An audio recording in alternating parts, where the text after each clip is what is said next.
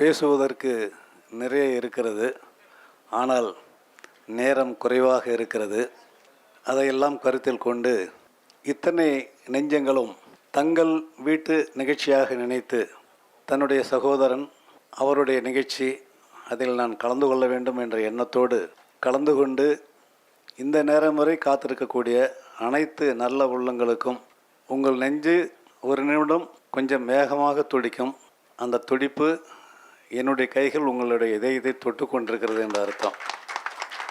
ஒரு நெகிழ்வான இந்த நேரத்திலே ஒரு சிறிய புத்தகத்திற்கு ஒரு பெரிய பாமாலையை சூடி இந்த புத்தகம் இந்த மாணவர்களை இந்த இளைஞர்களை நிச்சயமாக நெறிப்படுத்தும் என்ற எண்ணத்தோடு இங்கே வருவதற்கு ஒப்புக்கொண்டு வர முடியாத சூழ்நிலையிலும் நம்முடைய பள்ளி கல்வித்துறை அமைச்சர் சொன்னதைப் போல அவருடைய எண்ணமெல்லாம் இங்கே இருக்கும் என்ற நினைப்பிலே வருவதற்கு ஒப்புக்கொண்ட மரியாதைக்குரிய மாண்புமிகு அமைச்சர் திரு ஆதவ் அர்ஜுனா அவர்களுக்கும் இத்தனை வேலைகளுக்கும் இடையே பல நிகழ்ச்சிகளை முடித்து கொண்டு கண்டிப்பாக இந்த நிகழ்ச்சிக்கு வர வேண்டும் என்ற எண்ணத்தோடு வந்திருந்து மிகச் சிறப்பானதொரு பேருரை ஆற்றி சென்றிருக்கக்கூடிய பள்ளி கல்வித்துறை அமைச்சர் திரு ராஜ்மோகன் அவர்களுக்கும் அவர்கள் இங்கே வருவதற்கு காரணமாக இருந்த என்னுடைய அன்பு இளவல் இளங்கோ அவர்களுடைய மகன் மனிதநேயன் என்கிற கருணா அவர்களுக்கும் அஜய் அவர்களுக்கும் உதயா அவர்களுக்கும்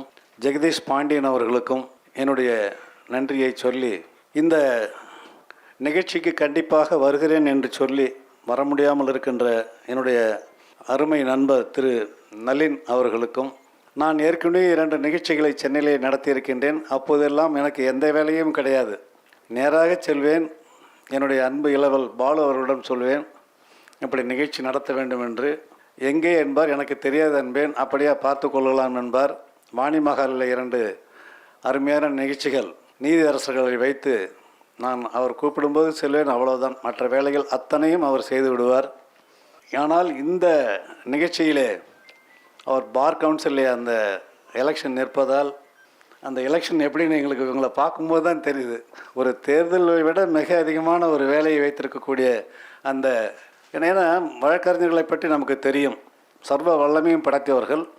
அந்த வல்லமை படைத்தவர்களிடம் அவர்களிடம் தேர்தலில் நின்று ஜெயிப்பது என்பது மிக கடினமான ஒரு காரியம். அப்படிப்பட்ட 2வது நேரத்திலே அந்த பணியில் ஈடுபட்டிருந்ததால் அவரை நான் தொந்தரவு செய்யாமல் இந்த நிகழ்ச்சி இருக்கிறது என்று மட்டும் சொன்னேன். நேரில் பெற வேண்டும், எதற்கு வரீங்க, வேண்டாம் நான் பார்த்துக்கிறேன், நம்ம வீட்டு நிகழ்ச்சி அது ஒன்று தான் சொல்வார். அப்படி சொல்லி மிக அருமையாக ஒரு உரையை ஆற்றி என்னுடைய பணிகளுக்கெல்லாம் ஒரு உறுதுணையாக இருக்கக்கூடியவர் என்னுடைய மரியாதைக்குரிய இளவல். எல்லாருக்கும் தெரியும் பாலு என்ன ஒரு கண்ணியமான ஒரு பேச்சாளர். மேடையிலே அந்த டிவியில் வரக்கூடிய நிகழ்ச்சியில் அவர் பேசும்போது அமைதியாக பேசுவார், சொல்ல வேண்டியதை பேசுவார், ஆணித்தரமாக பேசுவார், அத்தனையும் அற்புதமாக இருக்கும். அப்படிப்பட்ட ஆற்றல் மிக்கவர் இன்று இந்த மேடையிலே அமர்ந்து இந்த புத்தகத்தை பற்றியும் அனைத்து அந்த நல்ல குணங்கள் எப்படியெல்லாம் இருக்க வேண்டும் இன்றைய நிகழ்வுகளை பற்றியும் கூறியிருக்கக்கூடிய மரியாதைக்குரிய திரு கே பாலு அவர்களுக்கும், அதே போல் அவரை போலவே பார் கவுன்சிலே முதல் முறையாக வென்று அவர் அவர் சொன்ன மாதிரி சின்ன பிள்ளையிலே தெரியும், வளரும் பயில் முளையிலே தெரியும். அந்த அளவில் அந்த 2வது படிக்கும்போது தெரியும் இது பெரிய ஆளாக வரும் கண்டிப்பாக. ஆனால் இவ்வளோ பெரிய ஆளாக வரும்னு தெரியாது எனக்கு. நிச்சயமாக பெரிய இடத்துக்கு வருவாங்கன்னு தெரியும், இவ்வளோ பெரிய இடத்துக்கு வருவாங்கிறது தெரியாது. அவ்வளோ சுறுசுறுப்பாக பேசக்கூடிய அந்த வார்த்தைகள் அப்போவே அந்த வார்த்தை சுத்தமாக இருக்கும், தெளிவாக பேசுவார்கள், அவ்வளோ வல்லமை படைத்தவர்கள். அவர் இங்கே வந்திருந்து அவருடைய வந்திருக்காரா, எங்கே இருக்கார், கார்த்திக் இருக்காரா, ஒரு அருமையான, அதாவது ஒரு தம்பதிகள் என்றால் இப்படி தான் இருக்கணும் அப்படிங்கிறதுக்கு ராஜேஸ்வரி அவர் கார்த்திக் அவங்களுடைய அந்த மனத்தம்பதிகள் அவரை மிக அருமையாக இன்னும் நிறையா பேசக்கூடிய வாய்ப்புள்ளவர். சன் டிவிலாம் நிறைய பேசியிருக்காங்க. இன்னும் அவருடைய இதெல்லாம் நம்மளுடைய ஃபேஸ்புக்கெல்லாம் பார்த்தா தெரியும், அவ்வளோ வல்லமை படைத்தவர். எல்லோரும் சொன்னதெல்லாம் இந்த அன்பு அருள் என்பது. நான் ஃபாரினில் இருக்கக்கூடிய நம்மளுடைய பேஷண்ட்லாம் கேட்பாங்க, ஐயா நான் வரேன், நான் ஊருக்கு வரேன், உங்களுக்கு என்ன வாங்கிட்டு வரணும்னு சொல்லுங்கம்மாங்க, உங்களால் முடியுமா அப்படிமா, நீங்கள் என்ன வேணாலும் சொல்லுங்க, இல்லை எனக்கு நீங்கள் உங்களால் முடியுமான்னு சொல்லுங்கன்னா சொல்லுங்கள் சார்மாங்க, இல்லை ஒரு 2 கிலோ அன்பு 2 கிலோ பாசம் அது மட்டும் முடிஞ்சால் வாங்கிட்டோங்க. ஐயா அது நிறையா இருக்குங்க இல்லையா, அதுதாங்க கிடைக்கிறதில்ல, அதை வாங்கிட்டு வாங்க, அது மட்டும் போதும், வேறு எதுவும் வேண்டாமா. அந்த மாதிரி இந்த நிலையிலே இந்த நேரத்தில் அத்தனை பேரும் காட்டிய அன்பும் பாசமும் ரொம்ப நெகிழச் செய்கிறது. இந்த நிகழ்ச்சியில் அடுத்ததாக அன்னார் ரவி சுப்பிரமணியம் அவர்கள் பல்வேறு திறமைகளை கொண்டவர். ஆவணப்பட தயாரிப்பாளர், சிறந்த கவிஞர், சிறந்த பாடகர். அவர் பல்வேறு நிகழ்ச்சிகளை நீதியரசர் மாண்புமிகு மகாதேவன் அவருடைய நிகழ்ச்சிகளை எல்லாம் அவர் தான் எடுத்து செய்யக்கூடியவர். அவர் இந்த நிகழ்ச்சியிலே வந்திருந்து வாழ்த்தி பாடல்கள் எல்லாம் பாடியதற்காக அவருக்கு நம்முடைய நன்றியை தெரிவித்துக் கொள்கின்றோம். இந்த நூலினை ஏதாவது மாணவர்களுக்கு இந்த பரிதி பதிப்பகம் அவர் சார் நீங்கள் ஏதாவது ஒரு நூல் மாணவர்களுக்காக ஒரு சின்ன குறிப்பு கொடுங்க, அது கொஞ்சம் நல்லாயிருக்குன்னாரு. சின்ன குறிப்பாக எழுத ஆரம்பித்து கொஞ்சம் கொஞ்சமாக சாப்டர் இன்க்ரீஸ் ஆகிட்டே போயிட்டு திருப்பி அது ஒரு 23 சாப்டரில் நின்ற போது அவர் சார் என்ன ஒரு சின்ன குறிப்பு கேட்டால் ஒரு எவ்வளோ பெரிய புக்கு கொடுத்துருக்கேன், நல்லா பண்ணணும்னு சொல்லிட்டு நிறைய பேர்கிட்ட வாழ்த்துக்கள்லாம் கேட்டிருந்தார். நான் என்னுடைய சார்பில் எப்பவுமே என்னுடைய வாழ்த்துறை வழங்கக்கூடிய என்னுடைய மரியாதைக்குரிய பாலு அவர்கள், மதிவானன் அண்ணா அவர்கள், இவங்ககிட்ட தான் கேட்பேன். ஆனால் ரொம்ப தொந்தரவு பண்ணக்கூடாது, இவங்களாம் என்ன சொல்லி காசு கொடுத்து வாங்குறாங்களோன்னு நினச்சிடக்கூடாதுங்கிறதுனால என்னுடைய அருமை நண்பர் மரியாதைக்குரிய திரு முருகன் அவர்கள் ஒரு பல்கலைக்கழகத்தில் ஒரு வைஸ் சான்சலராக ஒரு 10 ஆண்டுகளுக்கு முன்னால் வந்திருக்கக்கூடியவர். கூடிய சீக்கிரத்தில் அந்த வாய்ப்புகள் கிடைக்கும் கண்டிப்பாக. அந்த வாய்ப்பை பெற்றிருக்கக்கூடியவர். அவருக்கு அந்த நூல் அனுப்பிச்சேன். ஒரு 10 நாளில் அவர் ரிசர்ச் ஒரு 36 ஸ்காலர்ஸ் உருவாக்கியிருக்கார். பிஹெச்டி கெமிஸ்ட்ரியில் 36 ஸ்காலர்ஸை உலகம் பூரா உருவாக்கியிருக்காரு. அவர் உடனே அந்த புக்கை படிச்சுட்டு ரிசர்ச் மாதிரி ஒரு 6 பக்கத்தில் அதை சுருக்கத்தை கொடுத்துட்டார். அதை பார்த்த உடனே நண்பர் பாரதி அவர்கள், சார் வேறு யார்ட்டையும் வாங்க வேண்டாம் சார், இதே போதும் சார், இதனுடைய எக்ஸ்ட்ராக்ட் பூரா அதில் இருக்குது சார், அதனால் வேறு யார்ட்டையும் வாங்கினா சாருடைய இது போதும் சார்னு சொல்லிட்டார். அதனால் அந்த ஒரே ஒரு வாழ்த்துறை மட்டும்தான். அவ்வளோ ரத்தன சுருக்கமாக ஒரு செயலை முடிக்கக்கூடியவர். எந்த நேரத்தில் எந்த உதவி கேட்டாலும் உடனடியாக செய்யக்கூடியவர். ஒரு சின்ன உதாரணம் சொல்லணும்னா, நேக் கமிட்டி நாங்கள் போட்டிருக்கோம். நேக்கு அப்ளை பண்ணிவிட்டு அவங்கள கூப்பிடணும்னு சொல்லிவிட்டு நேராக போய் கூப்பிடலாம் அப்படின்னாரு. அந்த நேரத்தில் அன்னைக்கு பாண்டிச்சேரியில் ஸ்ட்ரைக்கு, பாமக ஸ்ட்ரைக்குனால நேராக நீங்கள் போயிடலான்னு சொல்லிவிட்டு நான் நேராக போகிறேன் அந்த பீர் கமிட்டி சேர்மனை வர வைக்கிறதுக்காக. அது பாண்டிச்சேரி ஏர்போர்ட் அப்படி போயிட்டு சந்தாக போயிட்டு திடீர்னு போட ஒரு சின்ன கட்டணம் வருது. அதை கண்டுபிடிக்கிறதுக்கு ஒரு அரை மணி நேரம் ஆயிடுச்சு. அதனால் ஒரு 10 நிமிஷம் லேட் ஆகிடுச்சு. நேராக அந்த சேர்மன் பாம்பே மகாராஷ்டிராவில் வராரு. சார் அப்படின்னு சொல்கிறேன், கையை அப்படி வச்சுக்கிட்டார். நோ அப்படின்னாரு. Sir sorry sir late, no I don't want to talk to you sir, I am chairman doctor, ஒன்றும் வேண்டாம் அப்படின்னு சொல்லிட்டு யாராவது வந்திருக்காங்க. உடனே அவங்கள கூப்பிட்டு போயிட்டாரு. காரில் இந்த பக்கம் உட்காந்துட்டாரு. இந்த பக்கம் திரும்பிட்டார். என் பக்கம் திரும்பவே இல்லை. சார் ஏதாவது டீ சாப்பிட்லாமா, காஃபி, ஒரு வார்த்தையும் கிடையாது. நான் நினச்சிட்டேன், சரி இனிமேல் இந்த நேக் வேண்டாம், வேண்டியதில்லை, கேன்சல் இட் அப்படின்னு சொல்லிட்டு நேராக இறங்கினோடனே உடனே ஃபோன் அடித்தேன் சாருக்கு. சார் இந்த மாதிரி வந்திருக்காரு, இப்படி இருக்கார், ஒரு நேரம் இப்போ இவருக்காக நாங்கள் 2 மணி நேரம் காத்திருந்த இதெல்லாம் இருக்குது இப்படிப்பட்டவர்களுக்கு, அதுக்கெல்லாம் நாங்கள் ஏதாவது கோச்சிக்க முடியுமா, இப்படி இருக்குன்னு இல்லை என்ன பண்ணலான்றீங்க, இதே கேன்சல் பண்ணுங்கள், யாருக்கு ஃபோன் பண்ண போடுங்க, இவர் சேர்மனாக இருக்கக்கூடாது, அனுப்பிச்சி விடுங்க. நான் ஒன்றும் டென்ஷன் ஆகுதுங்க, எங்கே இருக்கீங்க, இங்கே இருக்கேன், நீங்கள் உள்ளார போகாதீங்க, நேராக வீட்டுக்கு போயிடுங்க, நான் பார்த்துக்கிறேன்னு சொல்லிட்டு ஒரு 4 மணி நேரத்தில் அங்கே வந்துட்டு யாருக்கு ஃபோன் பண்ணுமோ அவருடைய ஹிஸ்ட்ரி, அந்த சேர்மன் யார், எந்த ஊருக்காரர், அவருக்கு என்ன வேணும் எல்லாம் கேட்டுட்டு நைட்டே அவர்கிட்ட போய் பேசிவிட்டு அடுத்த நாள் காலையில் வந்தோடனே அவர் என்கிட்ட கை கொடுக்குறாரு, டாக்டர் ஹவர் யூ அப்படின்னு. அந்த அளவிற்கு எதை எப்படி செய்யணுமோ அதை அப்படி மிக திருத்தமாக என்னையும் கூல் பண்ணிட்டாரு, அவரையும் கூல் பண்ணிட்டாரு. நிகழ்ச்சி மிக சிறப்பாக அந்த நேக் கமிட்டி நல்லா போயிடுச்சு. அந்த அளவுக்கு எல்லா வல்லமையும் படைத்த ஒரு வைஸ் சான்சலர்லாம் பார்த்தா அது நீங்கள் உங்களுக்கு 4 யூனிவர்சிட்டி கொடுத்து ஒன்றா நடத்தக்கூடிய வல்லமை படைத்தவர். அவர் இங்கே வந்திருந்து எங்களுடைய அந்த நூலை படித்து வாழ்த்து சொந்தருக்காக சகோதரர் அவர்களுக்கு என்னுடைய நன்றியை தெரிவித்துக் கொள்கிறேன் பரிதி பதிப்பகத்தின் சார்பாகவும். அடுத்ததாக மதிவானன் அண்ணன் எனக்கு 1999 தெரியும். அவர் கர்ம வீரர் காமராஜருக்கு அடுத்து தான் நான் அவரை பார்க்குறேன். ஏன்னா அவர் இருந்த அந்த பதவிக்கு ஒரு 500 கோடி சம்பாதிச்சிருக்கலாம் இன்றைக்கி இருந்திருந்தால். ஆனால் அவர் சம்பாதித்ததெல்லாம் நல்ல உள்ளங்களை மட்டுமே. இங்கே அந்த ராஜசேகர் வந்திருந்தார், பழனிவேல் சார் வந்தாங்க. அந்த மாதிரி ஒரு நல்ல உள்ளங்களை மட்டுமே ஒரு பார்க்கக்கூடிய ஒரு அருமையான மனிதர். சார் எங்கள் இதெல்லாம் வாங்க சார் அப்பப்போன்னு சொல்லும்போது, இல்லை டாக்டர் எங்கள் டாக்டர் அங்கே கள்ளக்குறிச்சிக்கு சென்னையில் இருந்தோம் சார், உங்களை மாதிரி இருக்கவங்களாம் வரலன்னா எங்களுடைய ஏழை மாணவர்களுக்கு, மலைவாழ் மாணவர்களுக்கு யார் தான் வழிகாட்ட முடியும்னு சொன்ன உடனே, ஐயோ என் நெஞ்சத்தை தொட்டுட்டிங்களே, நான் வரேன் டாக்டர்னு சொல்லிட்டு இன்றைக்கி வரலாம் 99 இன்றைக்கி வரலாம் ஒரு ஆளுநராக இருந்து எங்களுக்கு வழிகாட்டி கொண்டிருக்கக்கூடிய ஒரு அருமையான உள்ளத்தை படைத்தவர் திரு மதிவண்ணன் அண்ணா அவர்கள்.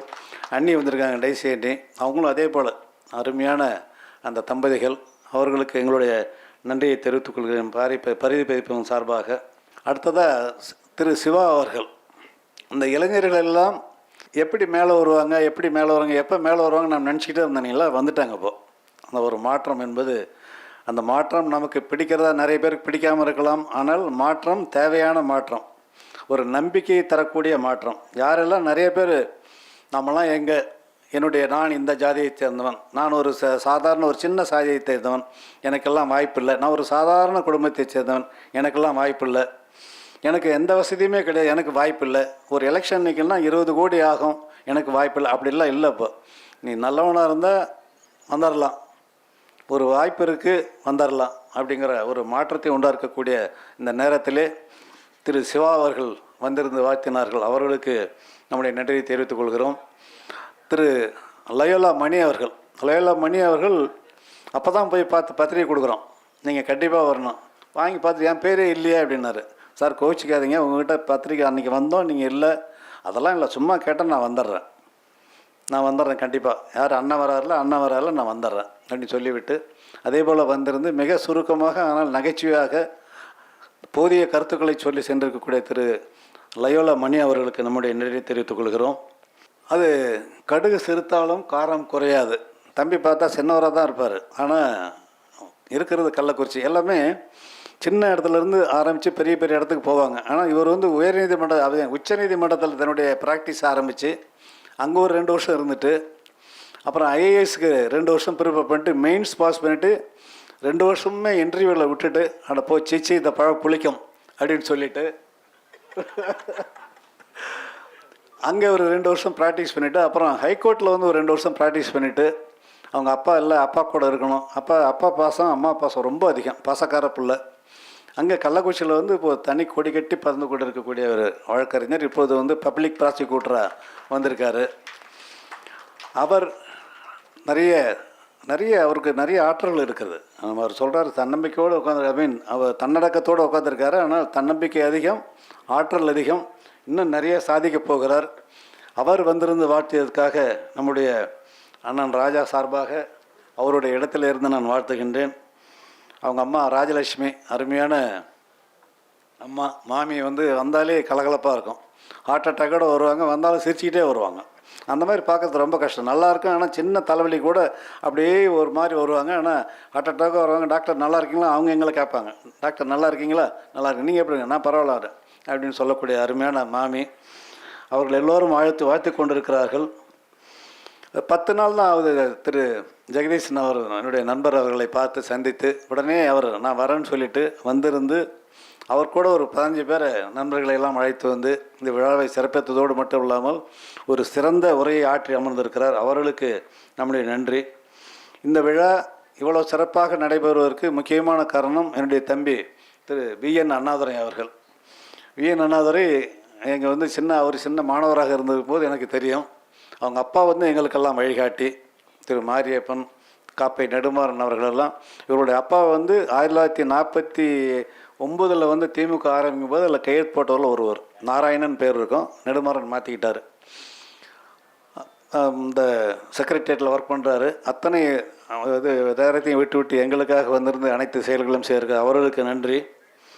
அடுத்ததாக மிக நேர்த்தியாக நல்ல தமிழிலே எல்லாரும் சலிப்பில்லாமல் உட்கார்ந்து கேட்கக்கூடிய அளவில் தன்னுடைய வார்த்தைகளை இங்கே வடித்திருக்கக்கூடிய திரு சங்கர் அவர்கள்.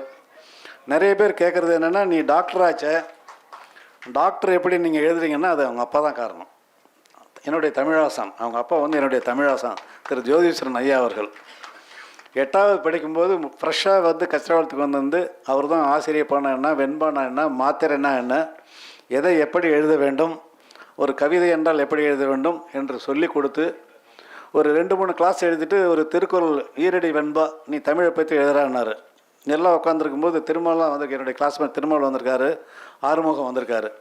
ஒரு 5 நிமிஷம் கொடுத்து ஈரடி வெண்பா எழுதணுன்னே தமிழை பற்றி எழுதணுன்னே கண்ணா பின்னா என்ன பிற ஒன்றா என்ன தமிழோ இது அப்படின்னு நான் எழுதி போய் கொடுத்தேன்.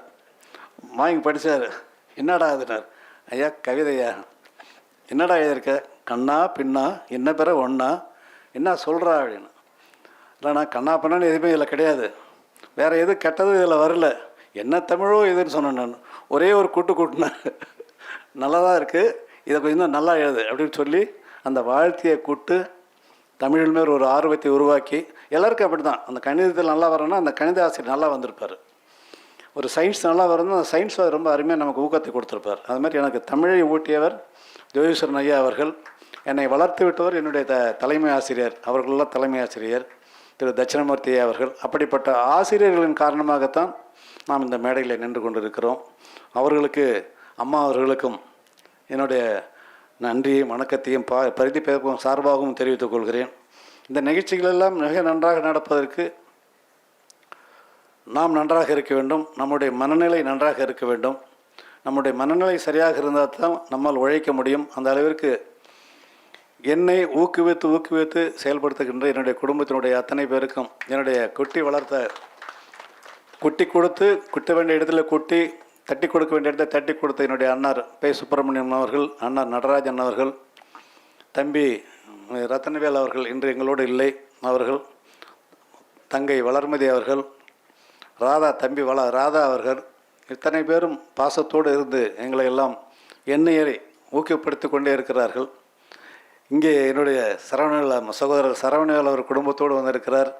நிறைய பேர், என்னுடைய அண்ணன் பழனிசாமி வந்திருக்கிறார், எங்களுடைய பெரிய அண்ணன் முனுசாமி ஐயா, அத்தனை பேர். அவரெல்லாம் அடுத்த ஒரு காமராஜர், அவருக்கு தெரிஞ்சதெல்லாம் ஒன்று யாராவுக்கோ ஏதாவது இன்றைக்கி செஞ்சுக்கிட்டே இருக்கணும், நல்லது செஞ்சுட்டே இருக்கணும், அவங்களால முடிஞ்சது செஞ்சுட்டே இருக்கணும் என்று சொல்லக்கூடியவர்.